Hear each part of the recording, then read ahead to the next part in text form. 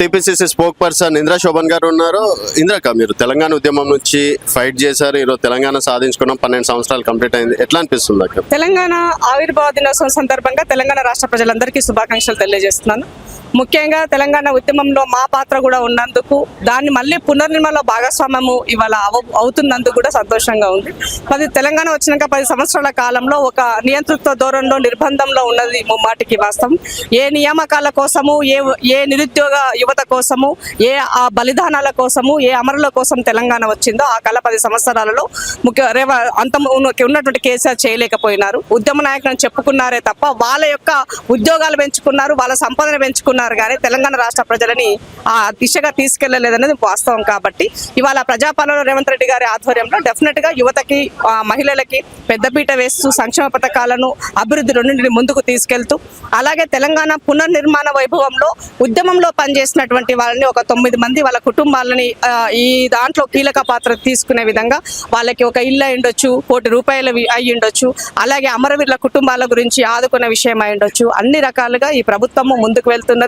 So Telangana రాష్ట్ర ప్రజల యొక్క ఆకాంక్ష మేరకే ప్రజాపాలన పనిచేస్తుంది. రేవంత్ రెడ్డి గారి సర్కార్ ముందుకు వెళ్తున్నారు.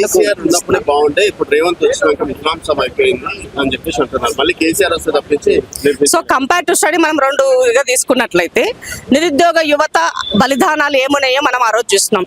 సో ఉద్యమ సమయంలో మనం ఏం చెప్పినామో చూసినాం. వచ్చినాక కేసీఆర్ వాటి పట్ల తన యొక్క నిబద్ధత ఎక్కడ ఉండింది లేదు. మరి వాళ్ళ రేవంత్ రెడ్డి గారు వచ్చిన 2.5 years లోనే 74,000 మంది ఉద్యోగాలు కల్పించినారు కదా.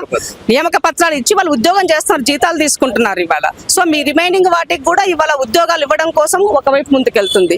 అలాగే ఆల్రెడీ పనిచేస్తున్నటువంటి ఉద్యోగస్తులందరికీ కూడా పదోన్నతులు చేశారు, ట్రాన్స్ఫర్స్ కొనసాగిస్తున్నారు. అంటే ఒక సిస్టమ్ పనిచేసే విధంగా ఈ ప్రభుత్వం ముందుకు వెళ్తున్నది.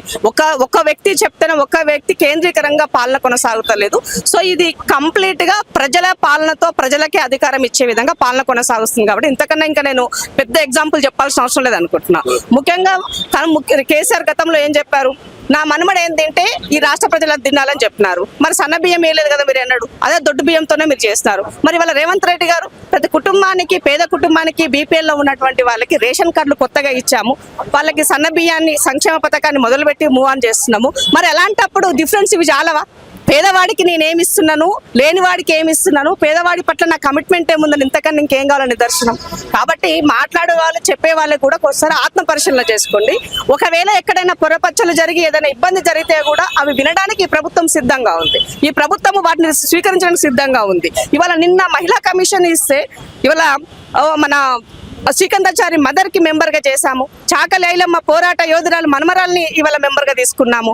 అంటే రాజకీయాలకి అతీతంగా తెలంగాణ కోసం పనిచేసినటువంటి వ్యక్తులు, తెలంగాణ పోరాటంలో భాగస్వామ్యమైన వ్యక్తులని కూడా ఈ ప్రభుత్వంలో మేము భాగస్వామ్యం చేస్తున్నామంటే ఇది నిదర్శనము దేనికి ఏమని ఆలోచించాలి. మేము కల్లకుట్ల కుటుంబాలకు రాజరికం లెక్క రాజరిక పోకళ్ళకి వెళ్ళట్లేదు కదా.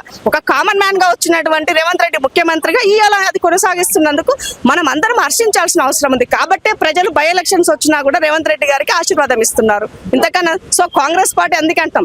ముఖ్యంగా ఈ సందర్భంగా తెలంగాణ విషయంలో సోనియా గాంధీ గారు తలుచుకోకపోతే తెలంగాణ వచ్చిండేది కాదు. సో ఇవాళ 60 సంవత్సరాల కళని సాకారం చేసినటువంటి తల్లి సోనియా గాంధీ గారు కూడా ఈ సందర్భంగా కృతజ్ఞతలు తెలియజేస్తున్నారు.